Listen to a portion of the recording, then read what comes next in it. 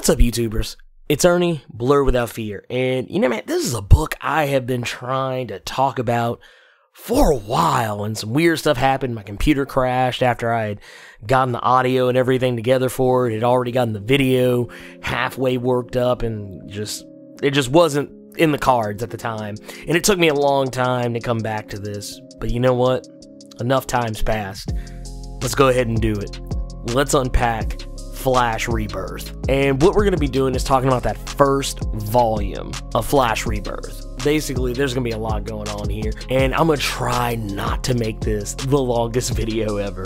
So just in effort of making that happen, let's just go ahead and get right to it. But before we do, let me know if there's any comics you'd like to see me do a video on. Sound off in the comments. If this is your first time checking out my channel, be sure to click subscribe so you can become one of Earth's mightiest subscribers, and tap that bell button so you know when I post up. Okay, so let's go ahead and jump right in, because there is a lot to unpack here, and man, this is going to be like a 30-minute video. I hope it isn't, but you know, we'll see what happens. Okay, so when we kick off Flash Rebirth, and I'm gonna go ahead and tell you right now, what will help you out a little bit is if you have seen my first video for the button, when I do the button part 1, if you watch that video, it kind of gives you a little bit of a taste of what the first issue, the Flash Rebirth one-shot, is giving you. It gives you a little bit of that, but basically what this book is doing, it sets up everything. And man, I'm going to tell you right now, this is a credit to the team working on this book. Joshua Williamson as writer, and Carmine Juan Domenico. Man, I'm gonna butcher her name in a heartbeat. I'm sorry, but whoever you are, y'all are killing it. Y'all are killing it. Because basically we get the reuniting. We get to see a more in-depth scene of, and not really more in-depth, just an extra take of that scene where Wally and Flash are reunited and, you know, going over the things that have happened. But the thing we get in this one is that we get to see the Flash encouraging Wally West, original recipe Wally West, to carry on, you know, telling him that you aren't Kid Flash anymore. You are a Flash. You are no longer that persona anymore. You have graduated. You have been me. You still are me. Like that, I like that scene. It's a really good setup, because, you know, it's that passing, not necessarily passing the torch, but just that acknowledgement. But one of the things I found really cool about this book, and, you know, kind of going back to that, is that if you would have told me that, like, you know, some ghost would have come along and said, you will be visited by 3 speedsters on this night, you know, that would have really sent everything home for me, because he does not just see Wally West. He gets a glimpse of the Reverse Flash, who we haven't seen for quite some time in the Flash comics. And this Reverse Flash, you know, appears out of the Speed Force, like he's reaching out from beyond. And we also see a third speedster, one that we've never seen before, and we don't know who he is, but he is threatening. Like, I mean, he is telling Barry, he's like, I'm going to kill them all. And we don't, and you get the impression that this is something that's coming down the road, but a lot of this book sets up so much. It sets up the Reverse Flash's future return. It's setting up the concept of the negative Speed Force when Barry's talking with his father about the Speed Force, and him saying, hey, why won't you just go ahead and let Star Labs run some tests? Let's see if we can get them to study the Speed Force. And Barry's 100% against it. He even kind of goes out to say that, you know, both Argus and Star Labs and the Justice League, there's a standing treaty that we do not investigate or study the Speed Force. And it doesn't seem like much right then and there, but honestly, this is something, these are threads that are going to play down the road, especially when you look at the fact that Barry Allen making mistakes. We see a shot where Barry is almost certain that, like, he's like, oh no, I want to go back and look at the evidence because you guys are, you know, missing something. And we find out at the end of that issue that actually Barry missed something. He made a mistake because he's blinded because of the things that happened to him in his childhood, the things that happened with his father being wrongfully accused of murder and going to jail. All of that stuff has caused him to kind of have blinders when evidence is saying that someone's guilty when he wants to feel that they're not. Another major plot point in The Flash, and this is really something that's The Flash as a whole, but it really stands up in this arc and in Flash Rebirth as a whole, is being in two places at once, being Barry Allen and being the Flash, and doing the things that both characters need to do, but trying to prioritize. And that's even something that Reverse Flash kind of makes a comment about when he pops up, and it's gonna be a major issue. That facet of the Flash's life, it plays into his job as a crime scene investigator. It plays directly into the fact of why him and Iris West are not together right now. And it also plays a little bit into a character we get introduced to by the name of August Hart. August Hart's an interesting character because he is a police detective who is friends with Barry Allen and is not aware that he is the Flash, and he is also someone who kind of understands where Barry comes from because he lost a family member, someone who was killed, and the killer slipped through the cracks. So him and Barry are kind of kindred spirits in that, same sense. Their situations are nothing alike, but they're still kind of similar. And what actually helps them become closer, an event that was triggered by a terrorist organization called Black Hole, who deep down are really just ex-Star Labs scientists who split off and became the Splinter Cell, calling themselves Black Hole. They're very obsessed with the Speed Force and trying to figure out ways to manifest it within a person without it being some mere stroke of chance. When August confronts them during a shootout and the Flash, busy elsewhere saving lives, he gets shot. But before the bullet hits him, a burst of Speed Force lightning comes down and transmogrifies him into a speedster, to the point that when it happens, he immediately manifests those powers and takes down the guy that was about to kill him, literally just as Barry shows up. Barry arrives just in time to see August Hart irradiated with Speed Force lightning. So Barry takes him under his wing and tries to train him and teach him how to use these powers. And one of the cool things about this, and I thought this was a very interesting take, because usually when you get these books and someone gets superpowers for the first time, they're just like, well, I gotta do what's right. I've gotta do what's best for the world, and August Hart isn't that person. Like, the first thing he considers doing is fixing the system that, caused him to lose his brother and for his killer to go scot-free. A man by the name of Billy Parks. And August is really salty about this. Like, this is something that he just has not been able to cope with. But thanks to Barry's friendship and his helping him try and crack the case, they help each other get through it. But yeah, he's rough around the edges, and he seems amped up by the power, but ultimately he keeps a cool head. He's a really good stand-up guy, and he stands by Barry, even though he figures out within the first 5 seconds of being a speedster that Barry is the Flash. Which is one of those things that, Barry tries to kind of fight it off, but, because Barry's so guarded with his secret identity, he doesn't tell anybody about it. Like, very few people know who he really is by this particular point in the comics. But Barry takes him out on the road, helps him get his feet wet. The only thing he can't settle on, though, is a superhero name, but he seems content just to be Flash's partner, helping him take down criminals. And while they're out doing that, another Speed Force storm occurs, but this time, it hits everyone. People are getting lit up left and right. They are getting Christmas treed with Speed Force lightning. And just so many different characters, just random people all over Central City now have the Speed Force, which was something they did in the Flash TV show, and I was really hoping they were going to pay it off like they did in this comic. Unfortunately, they didn't, but it was a nice touch. But yeah, there's so many new speedsters in town that the rogues just dip. They're like, dude, we're out of here, man. Central City is over. But one of the cool things that comes out of this is that Barry and August discover that Star Labs has opened its doors and is now trying to help the people who have gained the Speed Force since that storm, trying to train them and also study them so that they can learn more about the Speed Force and how to help these people.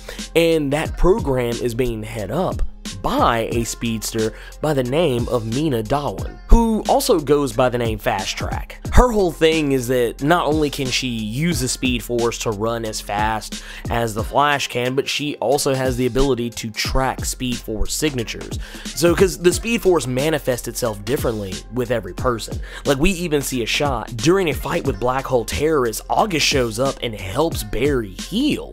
His Speed Force actually helps the Flash heal himself, and it also can heal himself as well, so he has a built-in healing factor that he can spin off to other people. So that's just one of those things that, yeah, everybody gets it differently. Mina takes Barry out on the town and shows him some of the other people, what I'll call the Speed Force hopefuls, or the Speedster hopefuls, and she's trying to get them to come back to Star Labs so she can help them. And Barry gets to kind of understand exactly what it is she's doing, because initially he's very not on board with what she's doing. I mean, he still has the hots for her, like you can tell he's really like attracted to her, but he still doesn't trust her because of what she's doing with the Speed Force. But when they come back, they discover that 3 speedsters have been attacked, and of those 3 speedsters, the only survivor is August Hart, and August Hart is beaten and bloody and broken. And when Barry comes to him, all he can say is that whoever it was that attacked him,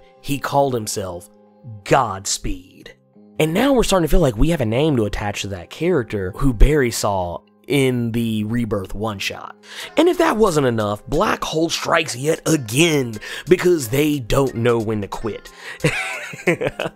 Because now they have learned a way to channel the Speed Force forcefully into someone. They finally got it figured out. They finally got the formula right. But unfortunately, they didn't field test this new app before they did it. And when they do, Dr. Carver, the guy who's been running Black Hole up to this point, he ends up turning into some weird living Speed Force storm, like a Speed Force whirlwind or something. Now, what's awesome about this is that the teamwork that Barry, Mina, August, and some of the other speedster hopefuls come together with, I mean, it's awesome to see, because as a unit, they take down Carver using his own Speed Force energy and just sap him of it and defeat him, leaving him a mumbling, gibbering mess. And it's moments like these that actually inspire Barry, because up to this point, yeah, he's been kind of eyeballing Mina since he met her at Star Labs. Even August has kind of, picked up on this, but he finally starts to feel comfortable enough around her, having spent more time around her, that he trusts Mina now, and he willingly tells her his secret identity. And this is a big move, because you also got to keep in mind, Iris doesn't even know yet. Like, really the only people who know Barry's secret, I mean, other than like the Justice League, are essentially his dad and August Hart. That's it. You could technically count Wally West, but I mean, I don't really count Wally West because, I mean, theoretically, he is technically a former member of the Justice League, so, whatever. Or maybe he isn't now because of how they tamper with time, I don't know. And this is a really interesting moment, because this is also where we get a little bit more focus on Wally West II, who, for those of you who are not familiar, there was a Wally West who came into play in the New 52, while the original Recipe Wally West was nowhere to be found. And this Wally West, this version of Wally West, this is Wally West II, and he is named after his grandfather the same way that Wally West, original Recipe, is named for his grandfather. So they both have the exact same name. And it's kind of weird. It's kind of like how you have Spider-Man and Spider-Man in, Marvel comics. It's like, dude, okay, so which one of you is which? But yes, Wally West II is Iris West's nephew. He's also the nephew of Daniel West, who, during the New 52, was the Reverse Flash. Wally West II, he has been kind of lurking in the background for most of the time that this book has been running, and he has powers as well. He actually still had powers before the Speed Force storm, but the Speed Force storm actually just, when it struck him, opened up those powers even more. And he winds up meeting Mina Darwin, and she takes him under her wing. She tries to get him to join the Star Labs program to study the speedsters, but he's not really up to it just yet, because he's got some trust issues. And I mean, honestly, I think anyone would if your uncle, or any family member of yours was the Reverse Flash. I mean, it just, it's a thing. And she understands that, so she kind of just personally takes him under her wing and trains him in the usage of his powers, and even gets him to open up some more. And by the time that's all said and done, she wins Wally over, to the point that he's actually starting to, open up more and kind of come out of his shell. But unfortunately, after their encounter, Mina meets Godspeed for the first time, and unfortunately, the last time, face to face. And like the others, she is destroyed. And when Barry arrives, all that's left of her is her costume. And this causes Barry to completely break down. He goes into no shave mode and he completely just kind of gives up on being Barry Allen for a while, focusing on desperately trying to solve Mina's disappearance. And all the while this is happening, the Speedster hopefuls, they want out. They're begging the Flash to take the Speed Force away from them before Godspeed comes for them too. And the Flash, he wants nothing more than to get them out of the mess that they're in, but he can't take the Speed Force from them without killing them, at least as far as he knows. This actually causes Barry to reach out to Iris West, because, she is an investigative reporter, she knows things, and he knows that he's been looking at this too long, so he goes to her to try and see if maybe she can figure out an angle that he hasn't thought of yet. But he can't do this as the Flash, he has to do this as Barry Allen, and he has to make sure she doesn't find out. So he has to kind of dance around the subject with her, but when he gets there, he accidentally lets the bean slip to Wally that Mina is, quotey fingers, dead. And this just destroys Wally, because he finally felt like he had a friend, for the first time in a long time, other than Iris. Someone that just wasn't his family, someone that didn't have to care about him. And when this happens, he lashes out at Barry. He even calls him out saying, "Why are you here hitting on my aunt? You need to be out here trying to solve this case, solve this murder." And when he takes off, he actually, because, there's been talk in the past about how the Speed Force will manifest a costume for you when you're ready. And up to this point, Wally hasn't manifested one. So at this moment, it makes it even more compelling that in his rage, he manifests a costume when he runs away from Barry. Apparently, that was just the boost he needed. But Barry's visit with Iris was not all doom and gloom, because he does wind up getting answers. Unfortunately, they're not the answers that he was looking for. You see, Barry discovers a file that Iris West has that has a list of all the killings that have happened since Godspeed showed up in town, and they've all been people who have been tied to the Speed Force since the Speed Force storm, except for one. And when Barry sees this, and he sees the name that is on the list, that is when he puts two and two together, and he tracks down August Hart. And he explains the situation to him. He informs August that he's been looking into the victims, and there was one victim who didn't have access to the Speed Force. And even August is kind of like, well, that doesn't sound right. That's kind of weird. But Barry also points out that this victim was not sapped of the Speed Force, because that victim didn't have it. He was dragged at super speed. And Barry points out that it was a man by the name of Billy Parks, a man who, as we learned earlier, he's the man who was suspected of killing August Hart's brother. And this is the moment where August just lets out a sigh. We see August make this heel turn, because all he has to say for himself is that Billy Parks deserved to die. And my gut was right. I know that that man killed my brother, and I did what I had to do. And he blames Barry for not helping him take down his brother's killer when he could have. Now knowing that he had these powers, knowing that he could have done something, he now knows that Barry wasn't there for him the way he should have been. And he even reflects on when he couldn't think of a name to call himself. Like even musing that he considered calling himself the new and improved Flash, because Barry Allen wasn't handling his business like he was supposed to. But now he realizes he's better than that, and that he is the judge, jury, and executioner, which is why he calls himself Godspeed.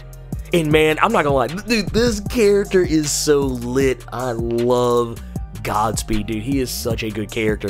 Man, in a world where we've had tons of speedster villains for the Flash to face off against, and we've got the Reverse Flash, and that's, we got Eobard Thawne, Hunter Zolomon, Daniel West, We've had the Future Flash. We've had, you know, Savitar, all these different characters. And I'm like, man, dude, speedster villains, man, they're just boring. Only some of them are as compelling as they should be. Man, Godspeed is a step in the right direction, man. Joshua Williamson wrote the shit out of this character. But I mean, yeah, he takes it to Barry. I'm talking about he goes 110% ham on Barry Allen to the point he kicks his ass so bad that he's in 2 places at once. Like, he is literally beating him from both sides. Like, I mean, dude, it is, oh man, dude, it is amazing. I mean, I'm talking about he is beating the brakes off of Barry Allen 2 times over. But he leaves Barry a broken heap of a mess. And Godspeed's not done there. He actually goes after Black Hole. And when he does so, I mean, he is merciless. I mean, I'm talking, he uses his Speed Force in ways that I didn't even imagine were even possible. I mean, it was insane. But while the Flash is licking his wounds, Wally West II shows up and he confronts the Flash, going as far as to say that, you know, he feels that the Flash should be doing more and that he didn't expect to find him here licking his wounds and doing nothing, and he wants to find his friend Mina. He wants to get her back. To the point that when it seems like Barry won't help him, he decides he's going to go after Godspeed himself. Because of Wally's resolve, Flash sees something. It reminds him of what it felt like to when he had the original recipe Wally West with him. It inspires him to go back to Star Labs. He finally maps it out, how to take the Speed Force away from the hopefuls without killing them. Because when August did it to the Speedster hopefuls, he was forcefully taking their Speed Force from them. Like, there was no willingness to it. But if the person's willing, the Speed Force will leave them and not kill them. And this energizes both Wally and Barry, just in the nick of time for Godspeed to come in and try to kill him again. But it doesn't go the way you would expect. They have a runoff, and it's pretty cool. Like, we get to see him race off Flash and Godspeed, going toe-to-toe, fighting it out. But the thing that Godspeed didn't count on was Wally. Wally comes in, between both Barry and Wally, they wreck Godspeed. And I mean, I'm talking about, like, they start doing the same thing to Godspeed that he was doing to other people, using the same tactic, taking away his Speed Force. Because one of the tricks that Flash realizes about Godspeed is that, yes, Godspeed is faster than him, but not when he is splitting himself into 2. When Godspeed splits himself to where he can be in 2 places at once, he loses that same speed factor. So him and Wally run circles around him and sap the Speed Force out of him. Fortunately though, they stop before they actually do any irreparable harm to August, but when they get done, he still technically has his Speed Force, and he decides that he is going to do something.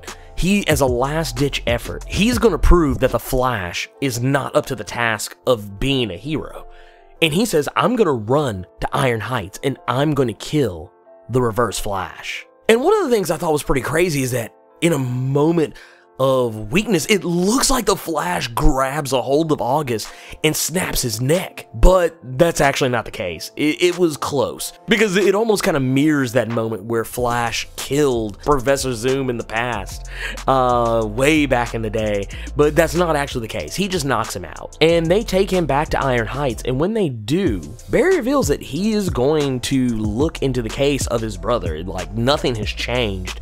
He is going to find who killed his brother. He reveals that the Speed Force storm that gave him his powers originally destroyed the evidence that was in the crime lab when he got his powers. But through some due diligence, he was able to piece those files back together and reveals that the man that August Hart killed in cold blood, Billy Parks, who he thought killed his brother, was innocent. He reveals that he tested and retested all of the evidence over and over. He re-questioned witnesses. He went back to the very beginning, and at the end of the day, Billy Parks was a suspect, but he had an alibi.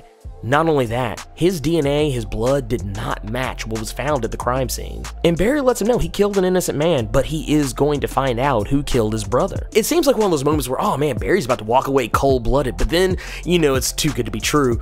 August actually doesn't allow him to have that moment. He reminds him that I may not have my Speed Force right now, you're not going to have time to work out that case because you're going to be busy dealing with Black Hole and the people who really started the Speed Force storm. You know, Barry tries to write it off saying that the case was closed, but August reminds him that it wasn't just Star Labs tech that was stolen.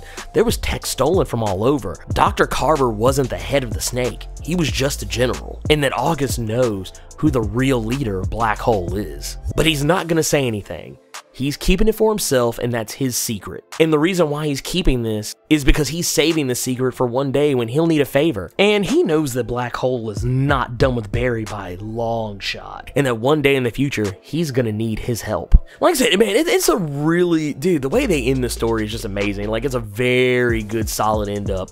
And I love the fact that Wally West reveals to his aunt that he has superpowers. He shows her that he is Kid Flash, that he is now a speedster and a hero. And also that Iris West is his personal idol that has, you know, led to him becoming the person that he is today, despite the fact that Daniel West is his uncle and that by association, he could easily have turned out evil. And what makes it even better is all the while Flash is training Wally, trying to get him ready to go out and fight crime and get him battle ready to test his Speed Force. And in a blink and you'll miss it moment, Mina shows up and whispers to Barry, "Thank you." And we can only assume that this is for helping Wally, but we also feel there may be something more to it than just that. But that's something I'll get into in a later video. When Barry turns, she's gone, leaving nothing but a Speed Force trail. And that is where we end Godspeed. Like I said, I told you this video was going to be long. I'm pretty sure this is, by the time we got to the end of this, man, I feel like we just watched a whole TV show. This arc sets up so much